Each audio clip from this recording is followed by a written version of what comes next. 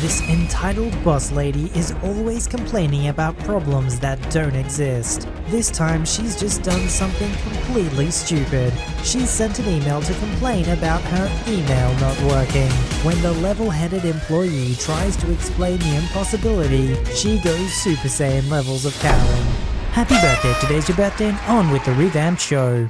A bit of background information beforehand. Back in the 1990s, the dinosaurs here will remember the days when everything was so much simpler. I had a nice job with a branch of a big banking real estate company in Hamburg, Germany, 70 kilometers from where I studied at university. Basically, I was required to come in one afternoon a week to take care of any problems the users, all 20 of them, might have encountered. In the meantime, check the backup tapes, etc. And most of the time there was really nothing difficult to do, as they didn't do any cash transactions or the usual banking stuff, but only long-term investment and real estate deals. Transactions were usually not time critical, but involved huge numbers. What made this job special were 3 advantages I never encountered again anywhere else. Number 1, the clock started when I left my apartment to travel to work and stopped when I returned there, unless I decided not to go directly and was allowed to put in a hypothetical amount of travel time on the timesheet. They then covered the cost of public transport to and from work. Apparently my predecessor had that deal with them and they never changed it. So without lifting a single finger doing anything productive, I always earned at least 4 hours wage plus travel expenses. Again, not for business travel, but just commuting. Just by deciding to show up. Nice. But then again, to them it was peanuts. Usually this worked out to my advantage. I tailored my working days to fit my university lecture schedule, so it was more or less a paid trip to town. Work as long as I wanted, or the wallet or bank account needed, and then leave in time to enjoy the evening. I got paid a ridiculous amount of money for stupid tasks. Although I did study computer sciences at the university at the time, and had even gone the extra mile to get my MCSE, this didn't have much to do with the day-to-day work in Novell Software 3.12, Windows NT 4.0 environment, dealing with everything from printer stoppages, missing paper, stuck tapes, and the Windows profile setup to scanner issues. I got paid 40 Deutsche Mark per hour, which translated, exchange rate from 1997, to $27 per hour. And taking 20 plus years of inflation into account, maybe double that in today's value. No degree yet, no formal training, some self-taught skills and plenty of trust in my abilities and honesty. 3. I was, although nerdy and shy, the most popular guy in the local branch. 4. The secretaries, by the way back then they were picked more for looks than for ability, which made my work both fun and frustrating. I was the only male who was not openly superior in the company hierarchy and rubbing their noses in it, and I didn't expect them to go to bed with me to celebrate especially successful business deals. For the sales department, I was the guy who could, with a bit of witchcraft, create fantastic presentation folders and slideshows for their real estate projects. For the legal department, their outlook and mine were closely aligned vis-a-vis data confidentiality and the importance of reliable backups. And the branch manager somehow had the impression they were exploiting me, so he got me to tag along when they went out to celebrate. Blowing just 1% of a real estate deal bonus payment on food and liquor can take surprisingly long. During all my time there, I never had to get my own cup of tea. It always appeared mysteriously at my elbow, white 1 sugar, usually accompanied by the secretary with subjectively the most urgent problems. Something the girls flat out refused to do for anybody else. Never had trouble accessing any computer, even if the really important people in charge were usually reluctant to let anybody interrupt their work. And once even got the branch manager's Beamer, a really nice BMW 840 or 850, to take home over the weekend because I had missed the last direct train and he didn't want me to have to wait for a connection. All in all, people there were strange, friendly, earned ridiculous amounts of money, and usually we got along splendidly. But there are some tales that are too good not to tell. In the cast, me, obviously me, the part-time IT guy, SR, one of our hotshot sales reps, in his 40s, one of the guys who can sell water to a fish and make them feel like they got a better end of the deal. Unless you got to know him, think used car salesman, but on a huge scale with business deals in the millions. And usually a good guy, unless under pressure.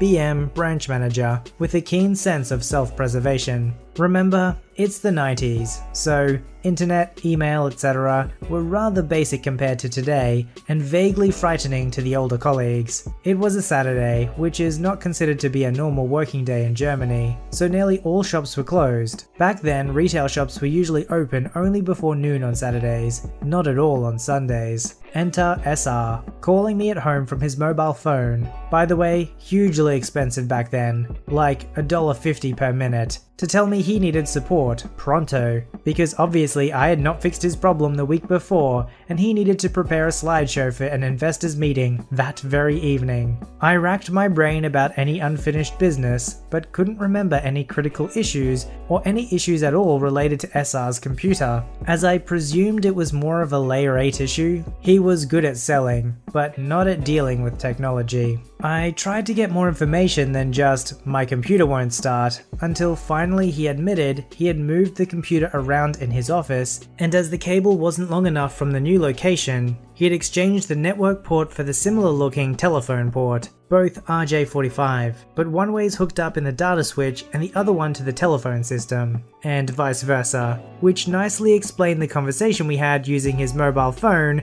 running up a decent bill. And when asked to undo his changes, he flat out refused to do it because he was not, in his words, a janitor. And no, he needed his normal computer to do the work. Using another one was absolutely impossible. He had had the situation since the previous Monday, but had worked externally for a few days without telling anybody about his problem. And a problem we don't know about, we can't fix, which would have been really easy. So he wanted me to come in extra, which was not covered in my contract, and told me that he would square it with BM. Knowing SR, his promises are only worth anything as long as he needs you. I insisted on getting authorization from BM, who was not amused at all to be called away from whatever he was doing that day to authorize overtime. A short description of the situation was needed. BM was seething and muttered something about deducting the additional expenses from SR's bonus, so it wouldn't cost him or the company a penny. And since we didn't have anything in the contract, he went full hog and authorized me coming into work by taxi. $200 each way.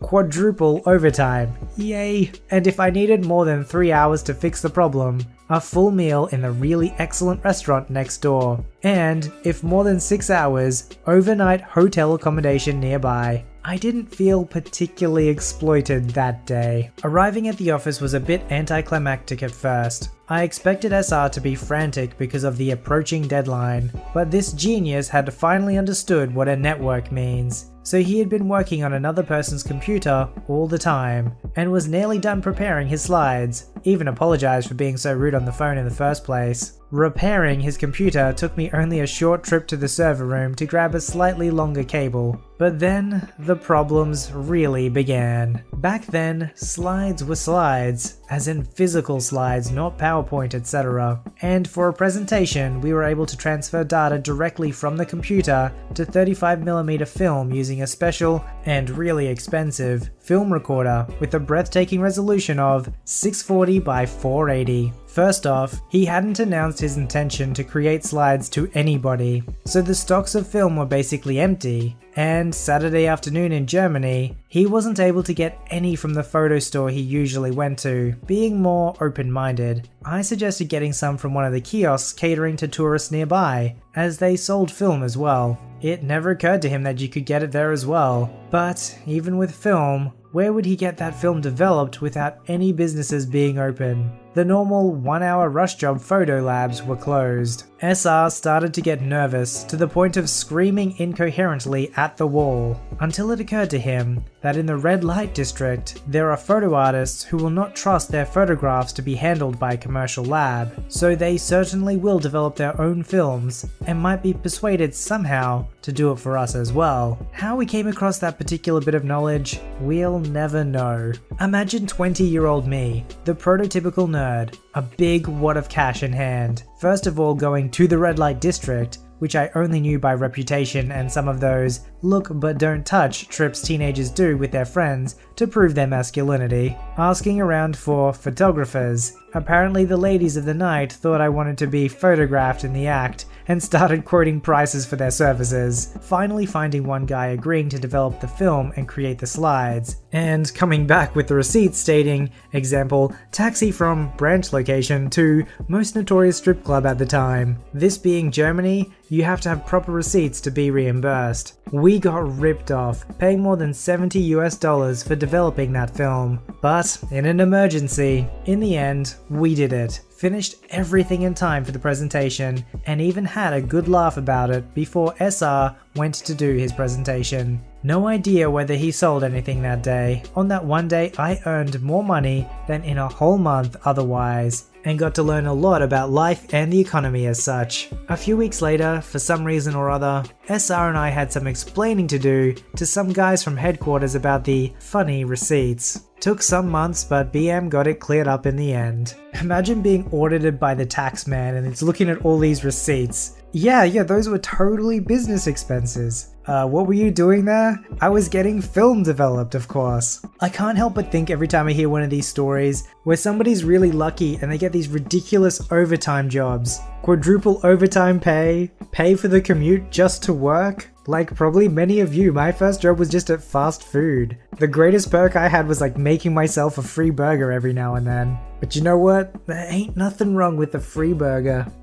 As the only system administrator for a small programming firm, I usually have to deal with rather stupid requests and issues. We also still use Exchange 2010, and are in the process of migrating since I took over. However, everyone has been a bit hesitant to move since they don't like the look of Outlook 2016. One morning I walk in and everything is business as usual, but I receive a Gmail notification with the subject line in all caps, "Email isn't working." As I begin walking to my office, the VP of Sales frantically signals for my attention, and knowing her habit as a user, I grimace and brace myself for her usual ineptitude. She immediately starts yelling at me. "Your email server is down. I just sent you an email to let you know about this. I can't do any of my work without email. This is so frustrating that you guys don't react immediately to this. At my last company, those IT guys knew when the servers went down before anyone else noticed." You sent me an email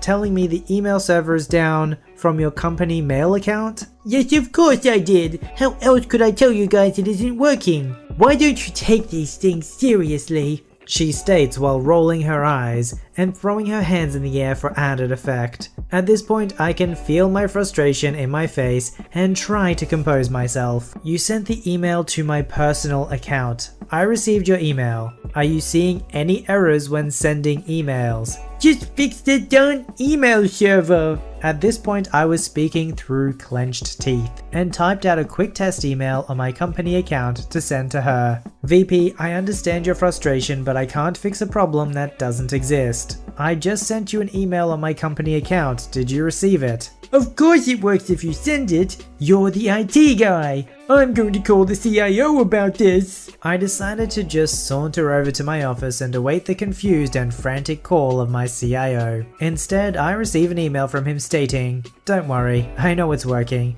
Just ignore her. She blew a huge deal because she forgot to send an email and wanted to blame it on IT." I checked the mail server and didn't see anything stuck in the outbox. We're all clear. As I slowly chuckle to myself, she bursts into my office, which also happens to be the server room. "You need to set me up with webmail." "You're already set up with webmail. Everyone is. I've already sent out several emails with instructions on how to access it. You literally replied back to me telling me you refused to use it because you didn't like how it looked." "Well, I want access to it again in case the server goes down again and the email doesn't work." If the mail server goes down and email doesn't work, webmail won't work. It's the same thing. We're in the process of moving to a hybrid solution to prepare for situations like that. But for right now, there's nothing we can do other than troubleshoot the issues that arise. "Then why does my Gmail and Yahoo Mail work? You don't know what you're talking about." We don't have a Gmail or Yahoo Mail server. We don't even manage those. That's completely different from our email. "I'm going to tell the CIO that it is unable to help me." After she storms out, I go about my day, letting the soothing white noise of server fans and constant AC relax me. At the end of the day, I receive a text from the CIO. It turns out that she had sent too many emails to a potential client and had gotten it blocked. but chose to delete the error message she was receiving because she thought it was spam. Unfortunately, this was normal behavior, and since she is so close to the CEO, I still have to deal with her on occasion. I imagine tech support gets the blame a lot more than they probably deserve. I forgot to send this email to a really important client to close a deal. Yeah, the email server wasn't working. It's all your guys' fault. Fortunately with these sorts of things, there's usually logs that record when there's errors, so you would know if the servers went down, you'd know if her email didn't go out, and you would need to as well. You don't want to get blamed for really important deals not happening, and it was not your fault whatsoever. Just because you know the CEO personally doesn't mean you can abuse your position and blame everyone else for your problems. Submit your story to be read on the channel at VoiceyHereStories@gmail.com and join our Voicey veteran community at r/VoiceyHere. Don't forget to like, subscribe, and hit that bell to never miss an episode. Alright, Voicey veterans, I'll see you in the next one.